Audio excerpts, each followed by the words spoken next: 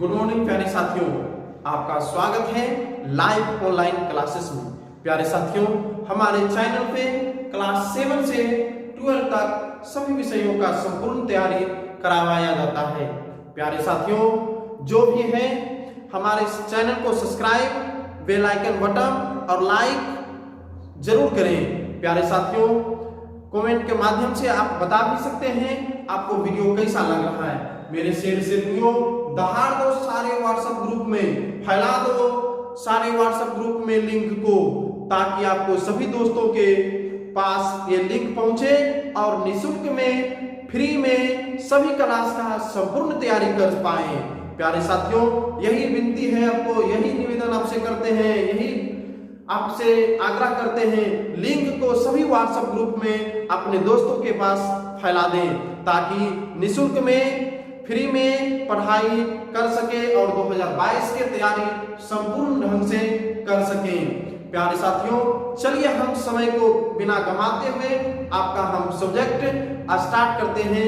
NCERT book class 10। चलिए हम class को स्टार्ट करते हैं, प्रारंभ करते हैं। सर्वप्रथम एनसीईआरटी बुक में पहला चैप्टर है वास्तविक संख्याएं। वास्तविक संख्याएं, रियल नंबर्स। प्यारे साथियों, जिस प्रकार हम किसी शब्द को या किसी शब्द को पढ़ने के लिए हम वर्ण का पहले जानकारी लेना है। जैसे में मान लीजिए कलम, तो कलम में हम सर्वप्रथम पहले वर्ण हम पढ़ते हैं। उसी प्रकार से मैथ बनाने के लिए पहले हमको अंक की जरूरत होते हैं। तो प्यारे साथियों, अंक किसे कहते हैं, अंक क्या है, तो अंक के बारे में पहले समझ लेते हैं। अंक कितने हैं उसके बारे में जानकारी ले लेते हैं। फिर हम आपको बताएंगे संख्या क्या है। फिर उसके बाद संख्या के जानकारी लेने के बाद संख्या को कितने भाग में बांटा गया है, सारी जानकारी आपको हम बेहतरीन ढंग से बताएंगे। चलिए हम स्टार्ट करते हैं। अंक, अंक मतलब डिजिट। डिजिट टोटल कितने हैं बाबू, तो 10 है। टोटल डिजिट कितना है, तो 10 है। कौन, 1 0 1 2 3 4 5 6 7 8 9, टोटल कितना हो गया आपका 10 है।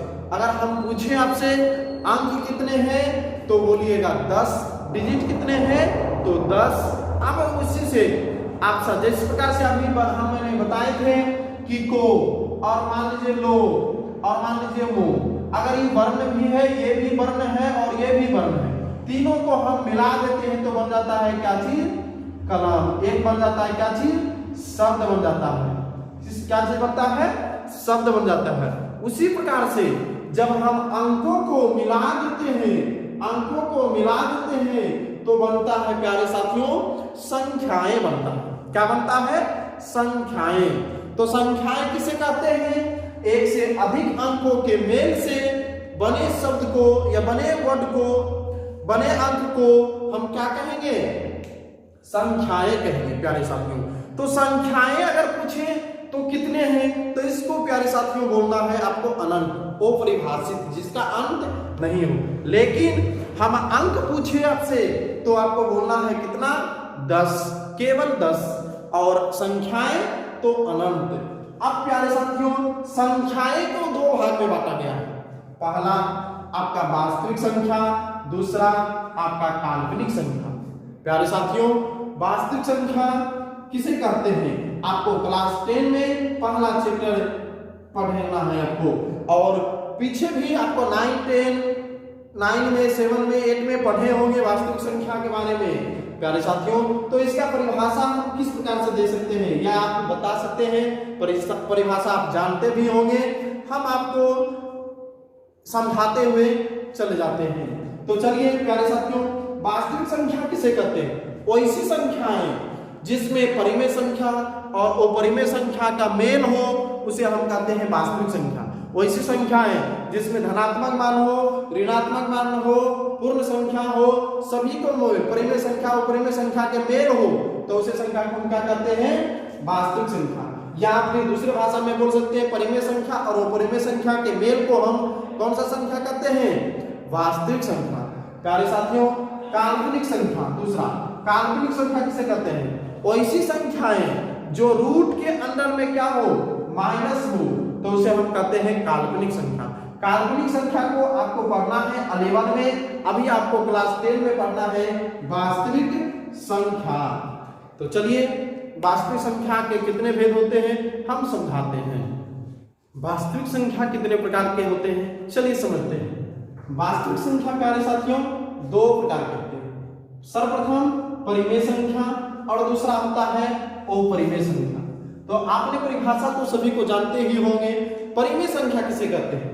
वैसी संख्याएं जो p बटे q के रूप में हो लेकिन q नॉट इक्वल टू 0, मतलब बटा में 0 नहीं होना चाहिए, तब उस संख्या को हम कहेंगे कौन सा संख्या? परिमेय संख्या। जैसे में 2/7 कौन सा संख्या है? परिमेय संख्या। 0 इसका नीचे में कुछ लिखा है 1, तो 0 भी क्या होगा? परिमेय संख्या। -2 नीचे में कुछ लिखा है 1, परिमेय संख्या। 2/5 परिमेय संख्या। तो ऐसी संख्या जो p बटे q के रूप में हो और q नॉट इक्वल टू 0, तो वैसे संख्या को हम परिमेय संख्या कहते हैं। प्यारे साथियों अब आ गया अपरिमेय संख्या।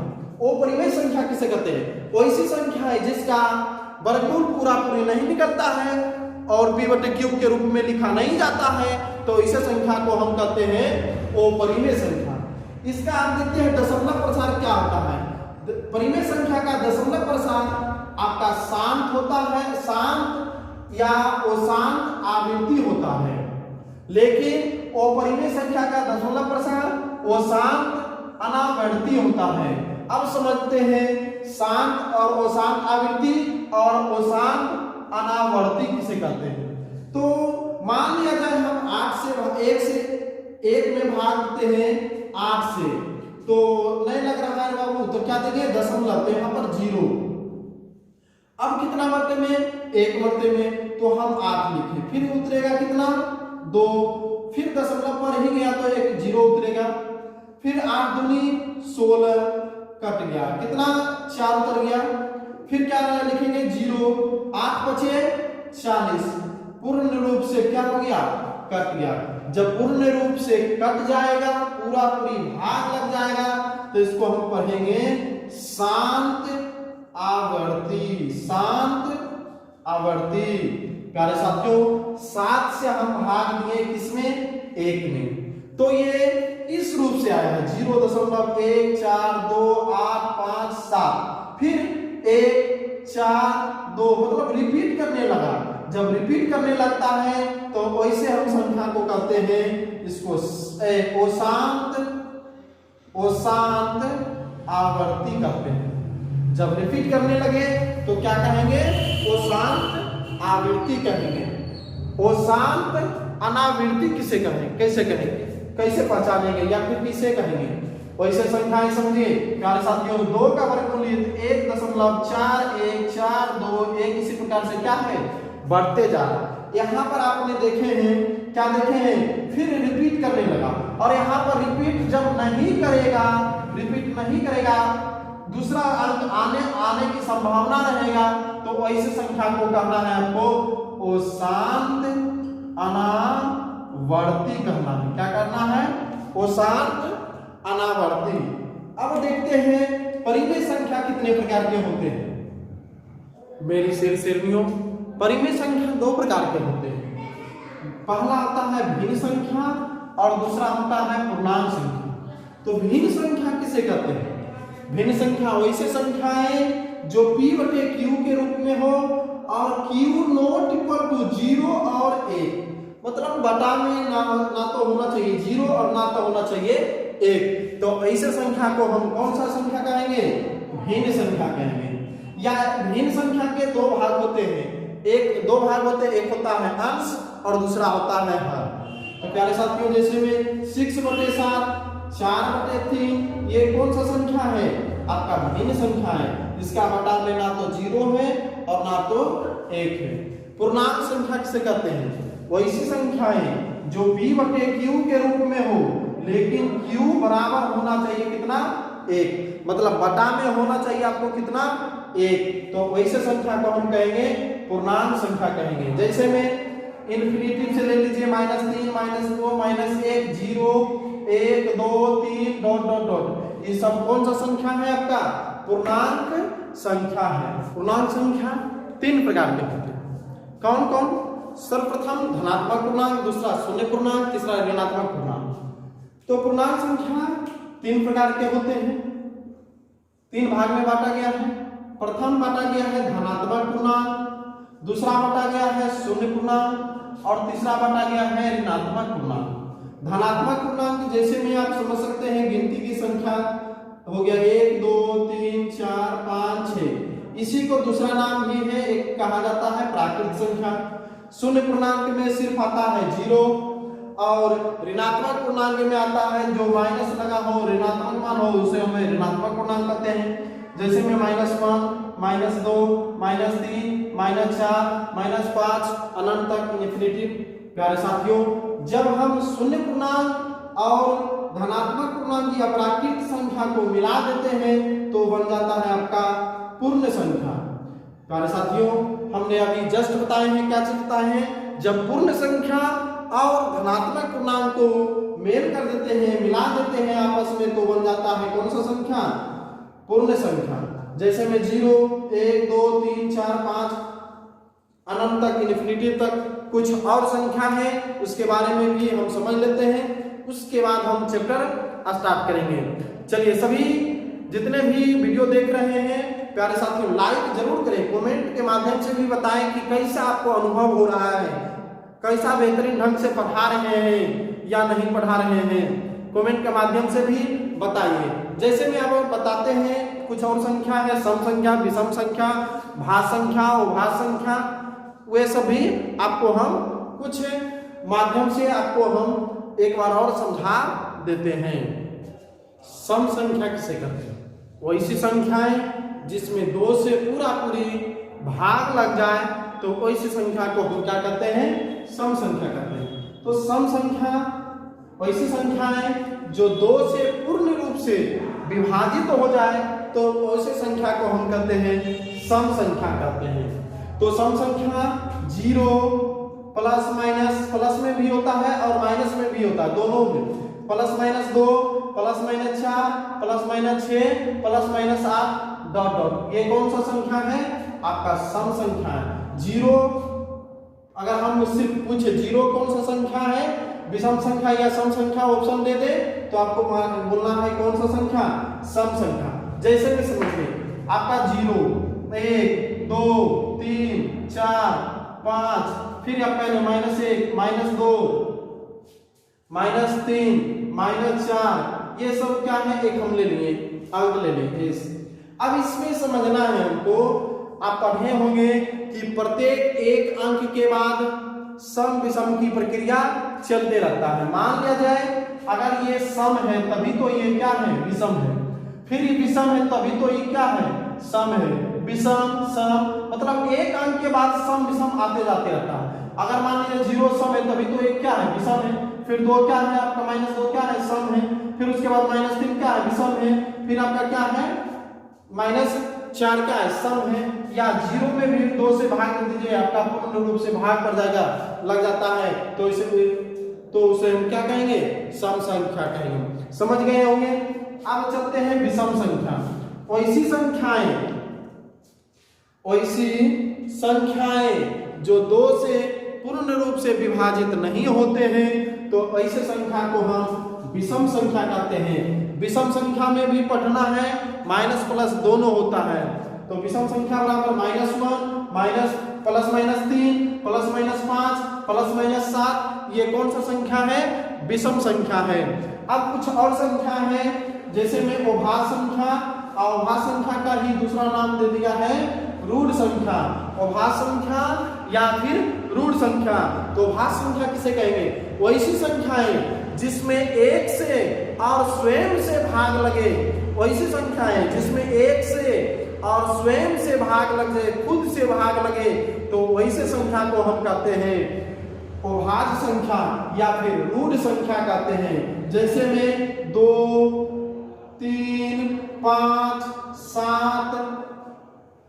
7 हो गया आपका, 11 13 17 19 डॉट डॉट, ऐसे संख्या को क्या कहेंगे? हम अभाज्य संख्या या रूढ़ संख्या कहेंगे।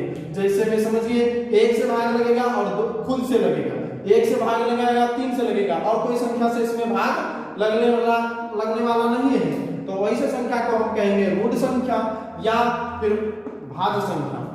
फिर अब आता है भाज्य संख्या या भाज्य संख्या का दूसरा नाम दे दिया है यौगिक संख्या। क्या हम बोले? भाज्य संख्या और या फिर दूसरा का नाम क्या है? यौगिक संख्या। प्यारे साथियों, भाज्य संख्या किसे कहते हैं या फिर अभाज्य संख्या किसे कहते हैं? वैसी संख्याएं जिसमें एक से भी भाग लगे, स्वयं से भाग लगे और अन्य संख्या से भाग लगे, तो ऐसे संख्या को हम कहते हैं भाज्य संख्या या फिर यौगिक संख्या। जैसे में आपका हो जाता है 4, 6, 8, 9, आपका 10, 12 ... ये कौन सा संख्या हो गया आपका? भाज्य संख्या या फिर यौगिक संख्या। जैसे में समझिए इसमें भाग किससे लग रहा है? 1 से भी लग रहा है, स्वयं से भी लग रहा है और अन्य संख्या से भी भाग लगेगा, 2 से लगेगा, तो ऐसे संख्या को कहेंगे हम क्या चीज? भाज्य संख्या। अच्छा नहीं समझते, फिर से समझिए, हम समझाने के लिए बैठे। देखिए 1 मान लीजिए, 2 मान लीजिए, 3, 4, 5, 6, 7, 8 ... समझिए इसमें क्या है? 1 से भाग हम इसमें देते हैं, मान लिया जाए 1 से भाग दे रहे हैं, इसमें क्या लग रहा है? 1। इसमें 2 में किससे भाग लग रहा है? 1 से और 2 से। 3 में किससे लग रहा है? 1 से और 3 से। 4 में किससे लग रहा है? 1 से, 2 से, 4 से। 5 में देखिए 1 से और 5 से। 6 में देखा जाए तो 1 से, फिर 2 से, फिर 3 से, फिर 6 से। अब समझिए भाज्य संख्या, भाज्य संख्या 2 प्लस होना चाहिए, 2 प्लस विभाजक, विभाजक। और ये हो गया आपका कौन सा संख्या? भाज्य संख्या। और अभाज्य संख्या, अभाज्य संख्या 2 विभाजक, 2 विभाजक। तो बोलिए 1 विभाजक है ना, तो कम से कम आपका अभाज्य संख्या के लिए 2 संख्या से भाग लगना जरूरी है। तो इसमें कितना भाजक है? 1 विभाजक है। ना तो ये आपका 1 क्या है? ना तो आपका भाज्य संख्या है, ना तो अभाज्य संख्या है। 2 में 2 को लग रहा है तो कौन सा संख्या होगा? अभाज्य संख्या। 3 2 को भाग लग रहा है तो कौन सा संख्या? अभाज्य संख्या। 4 2 से ज्यादा, 2 प्लस, जब 2 प्लस 2 से ज्यादा भाग लगना स्टार्ट हो जाता है उस संख्या में, तो इस संख्या में हम क्या करते हैं? भाज्य संख्या करते हैं। 5 2 भाग लग रहा है तो कौन सा संख्या? अभाज्य संख्या। 6 4 को भाग लग रहा है तो 2 से ज्यादा है तो कौन सा संख्या में आएगा? भाज्य संख्या। अब चलिए हम आप किताब का थ्योरी कुछ समझाते हैं, उसके बाद हम एक्सरसाइज स्टार्ट करेंगे। प्रमेयिका किसे कहते हैं? तो प्रमेयिका किसे कहते हैं, चलिए समझते हैं। प्रमेयिका इंग्लिश में लेमा। प्रमेयिका एक कथन है जिसका उपयोग अन्य कथन को सिद्ध करने में किया जाता है।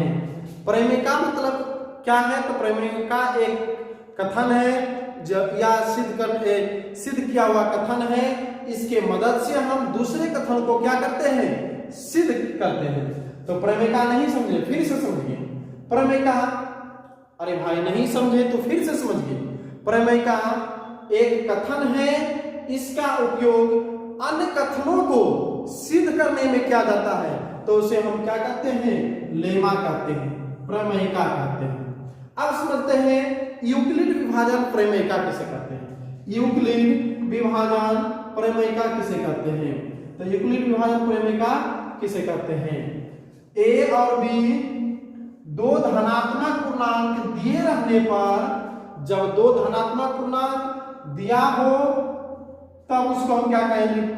तब हम उसका कैसे यूक्लिड विभाजन प्रमेयिका का प्रयोग करेंगे।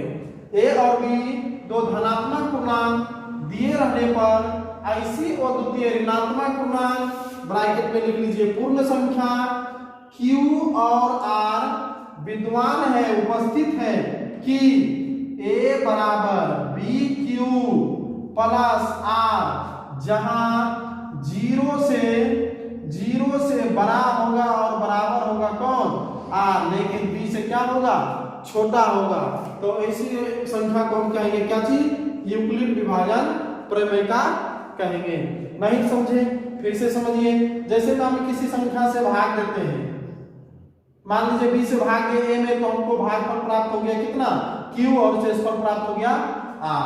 आप पढ़े होंगे भाग बराबर भाजक गुना भागफल और प्लस शेष, आप पढ़े होंगे नीचे क्लास में क्या चीज पढ़े होंगे, भाग बराबर भाजक गुने भागफल और प्लस शेष। तो यहाँ पर भाज, तो भाज क्या हो गया प्यारे साथियों, ए हो गया, बराबर भाजक, भाजक क्या होगा, किससे भाग दे रहे हैं, बी, और गुना भागफल क्यू प्लस शेषफल आर। प्यारे साथियों इसमें इसका मान जब भी होगा, क्या हम बोले, जब भी होगा आर का मान, शेष का मान बी से छोटा होगा, क्या होगा, बी से, आर का मान क्या होगा, बी से छोटा होगा, लेकिन जीरो के बराबर भी हो सकता है और जीरो से बराबर भी हो सकता है। कुछ और कथन है उसको हम भी समझते हैं, उसको भी समझते हैं। एल्गोरिथम किसे कहते हैं, एल्गोरिथम यह सुपरिभाषित चरणों की एक श्रृंखला होती है, यह सुपरिभाषित चरणों की एक श्रृंखला होती है जो एक विशेष प्रकार की समस्या उत्पन्न होने पर या समस्या को हल करने की विधि या प्रक्रिया प्रदान करती है।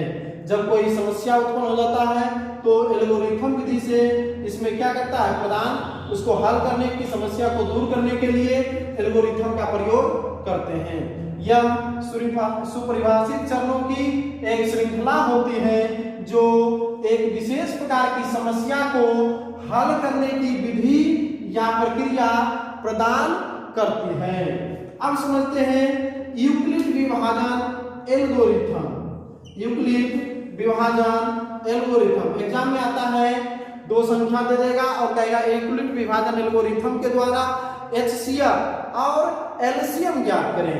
तो यूक्लिड विभाजन एल्गोरिथम किसे कहते हैं, दो धनात्मक संख्या ए और बी, लेकिन ए क्या होगा, बी से बड़ा के एचसीएफ ज्ञात करने के लिए निम्नलिखित चरणों की आवश्यकता होती है। मतलब दो संख्या जो मान दिया हुआ है उसको ज्ञात करने के लिए, एचसीएफ ज्ञात करने के लिए बहुत तीन तरह के चरण हैं, तीन प्रकार की प्रक्रिया से गुजरना पड़ता है। चरण नंबर 1, ए और बी के लिए यूक्लिड विभाजन प्रमेय का प्रयोग कीजिए। इसके लिए हम पूर्ण संख्याओं जैसे में और ऋणात्मक पूर्णांक q और r को लेते हैं, जो a बराबर B Q plus r, zero से बड़ा होगा r और बराबर होगा r, लेकिन b से क्या होगा, छोटा होगा, को संतुष्ट करता है। चरण 2 में यदि r बराबर 0, यदि r का मान अगर 0 प्राप्त हो जाता है तो भाजक b ही, जो b का मान होगा b ही a और b का क्या कहलाएगा, HCF। बताए थे a बराबर बी क्यू प्लस r, जब r का मान क्या हो, 0 प्राप्त हो जाए तो ये b ही क्या कहलाएगा, a और b का क्या कहलाएगा आपका, a और b का क्या कहलाएगा आपका, HCF कहलाएगा। यदि नहीं, यदि r नॉट इक्वल टू 0, यदि r 0 नहीं आया तब यूक्लिड विभाजन प्रमेय का प्रयोग भाजक b और शेषफल जो शेष आया r के साथ करें। जैसे में माना कि अब b इधर रख लेंगे और यहाँ पर भाग देंगे वो किस संख्या से, c से, और जो शेषफल रहेगा r, और अंतिम में जो शेषफल बचेगा उसको हम मान लिए क्या चीज, n मान। यदि फिर उसके प्रक्रिया तीसरा चरण में क्या करेंगे, जब 0 प्राप्त नहीं होगा तो तीसरा चरण में लाएंगे। यदि n बराबर 0 तो a और b का HCF मोसो क्या हो जाएगा, c हो जाएगा। अगर आपका यहाँ पर n माने है शेषफल, अगर n का मान 0 आ गया तो इसका आपका HCF कौन कहलाएगा, आपका c कहलाएगा। अगर अन्यथा भाजक सी और शेषफल n पर यूक्लिड विभाजन प्रमेय का प्रयोग करें। इस प्रकार विभाजन प्रमेय का प्रयोग तब तक करते रहे जब तक कि शेषफल क्या प्राप्त न हो जाए, शून्य ना हो जाए। इस प्रक्रिया को तब तक करेंगे जब तक कि शेषफल आपको क्या न प्राप्त हो जाए, 0 न प्राप्त हो जाए। जब 0 प्राप्त हो जाएगा तो उसको छोड़ देंगे, उसका जो भाजक होगा वही हो गया आपका HCF। तो शून्य ना हो जाए, जब शेष शून्य हो तब क्या भाजक ही क्या कहलाएगा आपका HCF कहलाएगा। जैसे में हम एक एग्जाम्पल से लेकर के आपको समझा देते हैं। देखिए एग्जाम्पल, यूक्लिड विभाजन एल्गोरिथम का प्रयोग कर 867 और 255 का मोसो ज्ञात करें। सर्वप्रथम पहला इसमें सूत्र था कि जो बड़ा है 867 बड़ा है, किससे बड़ा है तो 255। आपका बी का मान निकल गया 867 और ए का मान निकल गया 255। तो यूक्लिड विभाजन का सूत्र क्या है, a बराबर B Q plus R comma, यहाँ से क्या है 0 से बड़ा है और बराबर है r लेकिन b से छोटा है जहां, तो a का मान यहां से निकल जाएगा, क्या निकल जाएगा आपका, एक मिनट यहाँ पर है, एक मिनट यहां से निकल जाएगा। a बराबर आपका हो गया इतना और b बराबर हो गया क्या चीज इतना। अब यहां से समझेंगे, क्या समझेंगे, 867 बराबर b का मान कितना 255 गुना 255 से भाग दीजिए, किसमें देंगे 867 में, कितना मरते में लगता है 3 मरते में, 5 के 5 बाकी 1 5 15 1 16 6 बाकी 1 3 दूनी 6 1 7 में से 5 गया तो 2 0 8 में से 7 गया तो 1, फिर 102 में भाग देंगे, 102 से भाग देंगे किसमें 255 में, फिर कितना मरते में लग जाएगा आपका 2 मरते में, तो 2 दूनी 4 0 फिर 2, फिर इसमें 5 में से 4 गया तो 1 5 और ये आपका कट है, फिर 51 से भाग देंगे 102 में, तो क्या लिखेंगे 51 गुना 2 102, ये आपका कट गया, क्या लिखेंगे 867 बराबर 255 गुना 3 प्लस शेषफल कितना 102।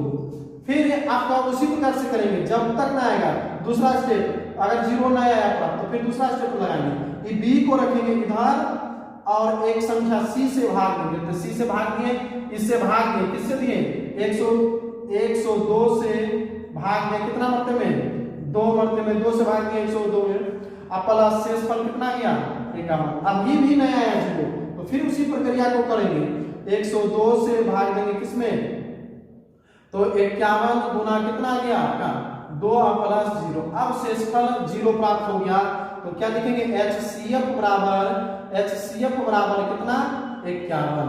यही हो गया मेरे प्यारे साथियों आंसर HCF। फिर इसे समझ लीजिए, पहले 255 में 55 से भाग दिए 867 में, तो 3 मरते में आपका शेषफल 102, फिर शेषफल से भाग दिया इसमें तो आपका 2 और शेषफल 51, फिर 51 से भाग दिया इसमें तो 2 से आपका कट गया पूर्ण रूप से, तो 867 255 गुना 3 और शेषफल बचा इतना, फिर 255 को किए तो 102 गुना 2 प्लस 51, फिर 102 में भाग दिए तो 51 गुना 2 और प्लस शेषफल, जो आपका मान आया यहाँ पर b का मान आया वही कहलाएगा HCF। प्यारे साथियों वीडियो अच्छा लग रहा है तो जरूर सभी दोस्तों के पास शेयर करें और लाइक भी करें, कमेंट करें और हमारे चैनल को जरूर सब्सक्राइब कर लें और बेल आइकन बटन दबा दें। धन्यवाद प्यारे साथियों, वीडियो देखने के लिए बहुत बहुत तहे दिल से धन्यवाद।